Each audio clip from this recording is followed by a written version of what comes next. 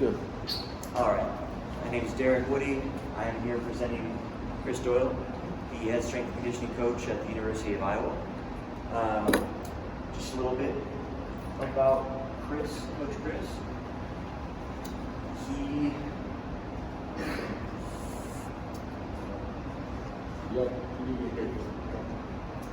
A little bit about Chris, Coach Chris Doyle. He's now currently the highest paid strength and conditioning coach with a base pay of $800,000 a year. He had two blue-collar, hardworking parents. His dad was a fireman, so growing up he had a good competitive nature. And like most Americans, Chris's father taught him a variety of sports growing up, baseball, football, basketball, all that nature. So he grew up in sports, he loved sports, and then in high school, he went to Boston University High School, and that's where he played football.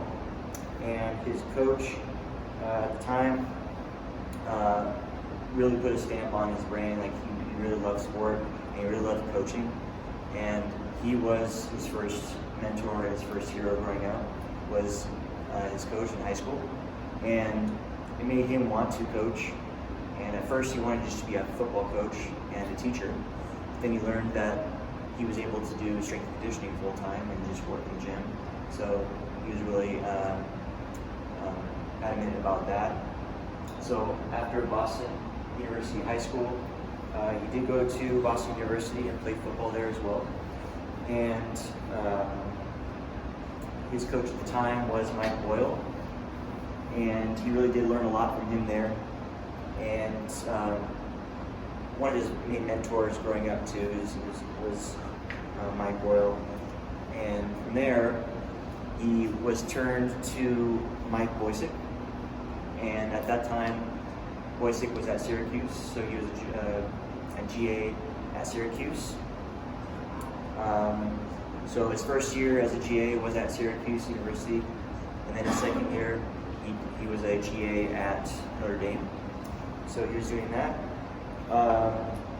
Jeremy Smith was the coach at the time at Notre Dame, and he did learn a lot there until he was an assistant at the University of University of Wisconsin. And that was his first assistant coaching job back in his early years.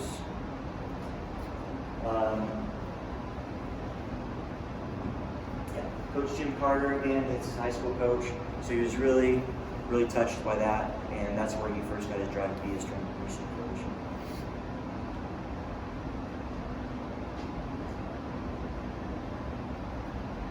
So he has a long career at the University of Iowa as a strength and conditioning coach. He's been there for 21 years, and he has definitely built a very crucial program for all of the youth athletes that come in, and he has nothing but love for his job. And as you can see, he has had a lot of success there. 2 Big Ten championships. His first season there, he was Big Ten Coach of the Year for strength and conditioning. It was very interesting.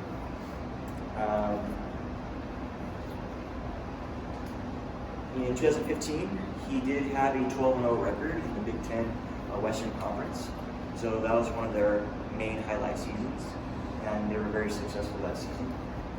In the past 17 seasons, they won 141 games in that past 17 seasons. So very successful program that they run. And as far as NFL drafts go, since he's been strength and conditioning coach, 64 Iowa players have gone on to the NFL, which is a great number there.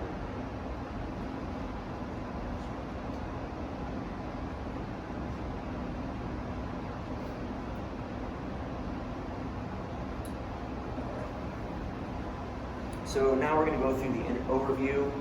A couple of podcasts I listened to, he goes into detail of what his programs have what they would look like basically. And he basically has 21 weeks in the season and 21 weeks in the off season. And in his podcast, he discusses his off-season programming, There's a winter, a spring, and a summer, and each phase is 7 weeks.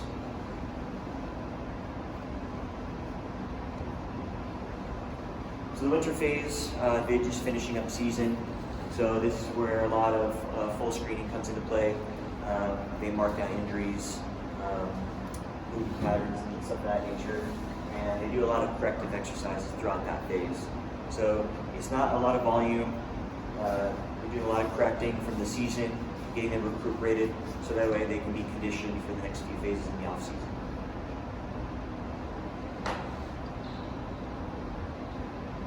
During the spring, they train right through spring training practice, so they'll have full training sessions in the gym before or after their practices.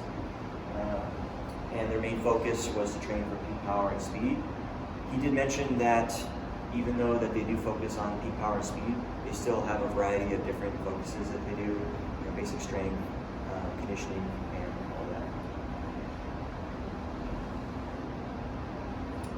that. In the summer, it's getting more specific to their season, so they want to make sure they get their work capacity up. They want to be conditioned for the season to come up, so they're doing their best to be more sport specific to football and their conditioning during the summer.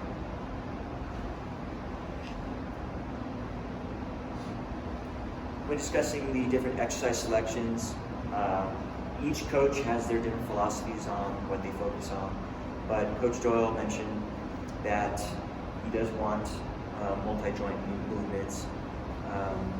He wants stuff from the ground, so he has ground-based exercises, three-dimensional movements, and then for upper body, he focuses on the 4 movements, vertical and horizontal pulls, and horizontal and vertical pushes.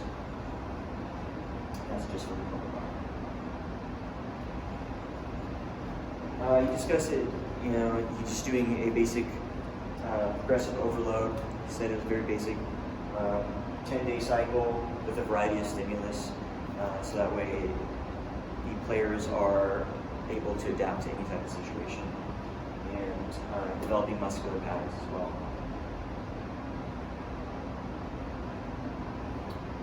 One of the most interesting things that I've discussed throughout this time researching Coach Doyle is his staff development, which was really interesting to me, and how he and his staff were on the same page in the gym and throughout the season.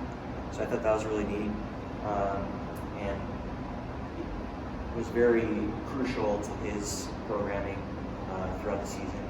So that way every coach is on the same page, and they all use the same language, and they all had the same philosophies in the weight room. One of the things he mentioned was the beginner's mindset. And not only were they teaching exercises and movement patterns to all the athletes, but they're teaching them how to think, and how to think for themselves. And beginner's mindset was one of those aspects where just thinking like a beginner and how to get better at any aspect of your game or in your life. So thinking about thinking yourself as a beginner, and how am I going to be the best I can be in every aspect. Readings.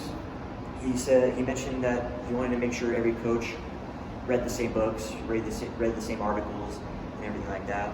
So that way, again, the camaraderie in the weight room in the gym was top notch. Competitive interns, making sure that all the interns coming up in their program are competitive, and are hungry, and they want to learn, and they want to do the best, so that way they can make others around them succeed.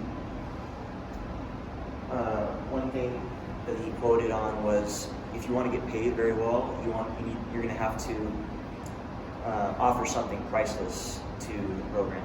And there's a variety of interns that became staff at the University of Iowa, and they become very successful.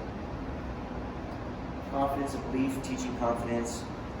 He discussed overcoming challenges, making mistakes, and learning from them and fixing them would increase and help with belief and confidence in the weight room and on the field. Some final thoughts. He's a very well respected legend of our field. He's influenced a lot of people, and I know from what I learned from him not only what he taught in the weight room, but things about life and how to think in the weight room and on the field was very beneficial to me. And I feel like from here on out, I will move on and try to be the best I can be and have that beginner's mindset where I'm at today.